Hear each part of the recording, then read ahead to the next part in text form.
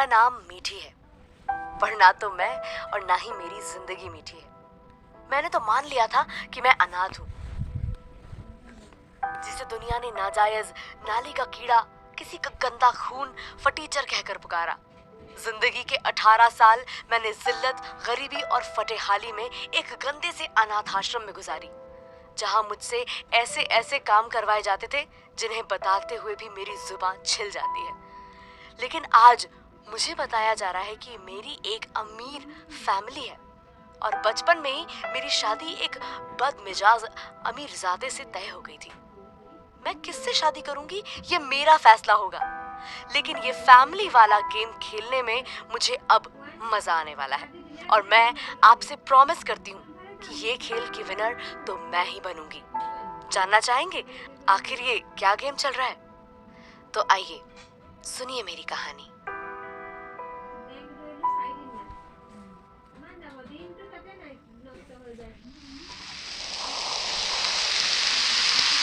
अठारह साल पहले यही छोड़ा था ना मुझे, आज घर ले जाने आई हैं।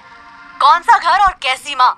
मिसेस लीला बजाज, ये अनाथालय ही मेरा घर है और मैं अनाथ।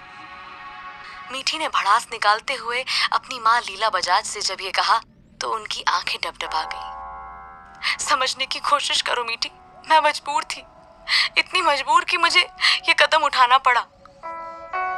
कौन सी मजबूरी? कोई मजबूरी इतनी बड़ी नहीं हो सकती कि एक माँ अपने नन्हे से बच्चे को अनाथालय छोड़ जाए। और जब तक आप नहीं बताएंगी कि क्या मजबूरी थी आपकी, मैं बजाज मेंशन हरगिज नहीं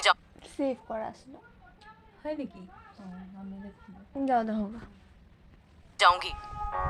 ये कहकर मीठी वहां से जाने ही वाली थी कि लीला ने कड़क आवाज में कहा, मुझे वक्त दो। मैं वादा करती हूँ मैं तुम्हें सारी सच्चाई बता दूंगी, लेकिन आज तुम्हें मेरे साथ बजाज मेंशन चलना ही होगा। ये सुनते ही मीठी के कदम रुक गए। उसने पलटकर लीला को देखा। ऐसा है तो मेरी भी दो शर्तें हैं, अगर मंजूर हैं तो मैं आपके साथ चलने के लिए तैयार हूँ। शर्त? कैसी शर्त मीठी? मीठी ने एक गहरी सांस ली और लीला के पास आकर उसके कानों में कुछ ऐसा कहा कि लीला का मुंह खुला का खुला ही रह गया। जैसे जैसे मीठी अपनी बात कह रही थी, लीला की आंखों में हैरानी के भाव बढ़ रहे थे और दिल की धड़कनें तेज हो रही थी। ये क्या क्या कह रही हो तुम मीठी? मैं तुम्हें इसकी इजाजत बिल्कुल नहीं दूंगी। तुम मेरी बेटी होकर ऐसा सोच भी कैसे सकती हो? आपकी बेटी हूँ इसलिए ऐसा कर सकती हूँ। आपको मंजूर है तो मैं आपके साथ चलने के लिए तैयार हूँ। और हाँ, मेरी दूसरी शर्त उस दिन सामने आएगी जिस दिन आप मुझे अपना राज बताएंगी। मीठी ने अपनी बात कही और वहां से जाने लगी। अचानक लीला ने कहा, मुझे तुम्हारी शर्त मंजूर है, जाओ जाकर अपना सामान ले आओ, हमें जल्दी निकलना होगा। मीठी बिना किसी इमोशन के साथ सीढ़ियों से होते हुए अनाथालय में अपने कमरे की ओर जाने लगी। उसका एक एक कदम उसे अपने 20 साल की याद दिला रहे थे। पिछले 20 सालों में मीठी इसी अनाथालय में पली बड़ी थी और उसके लिए यहाँ के लोग ही उसके अपने थे। लेकिन अब उसकी जिंदगी ने एक नई करवट ले ली थी। रूम में पहुंचते ही मीठी ने एक छोटे से बैग में अपना सामान पैक करना शुरू किया। तभी पीछे से किसी की हाफती हुई आवाज आई। ये मैं क्या सुन रही हूँ मीठी? तू बजाज डेवलपर्स वाले बजाज खानदान की वारिस है? मतलब कहानियों में पढ़ा था लोग रातों रात अमीर हो जाते हैं, लेकिन हकीकत में पहली बार देख रही हूँ। ये मीठी की सहेली निहारिका थी, जो मीठी की इस पहचान के बाद बहुत ज्यादा खुश थी। मीठी की पैकिंग में मदद करते हुए निहारिका बोली, अब तो तू बहुत अमीर हो जाएगी मीठी।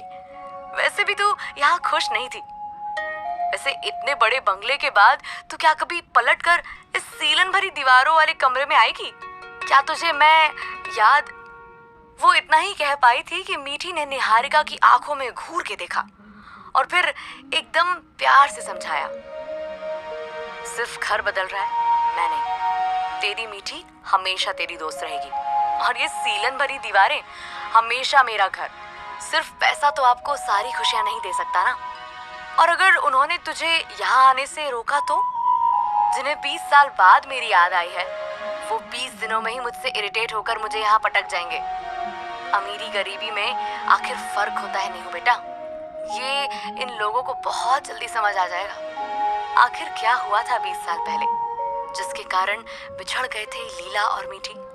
क्या थी कोई मजबूरी या कोई हादसा? मीठी की आवाज में एक तलखी थी जो शायद उसकी माँ के लिए थी, या फिर इस अचानक मिलने वाले परिवार पर। किसी और के साथ ये होता तो शायद वो करोड़पति बनने के ख्वाब से ही झूम उठता, लेकिन मीठी, उसके अंदर ना तो परिवार को लेकर कोई एक्साइटमेंट थी और ना ही उनके स्टेटस में। कुछ ही देर में मीठी अपना एक बैग जिसमें कुछ कपड़े, कुछ किताबें और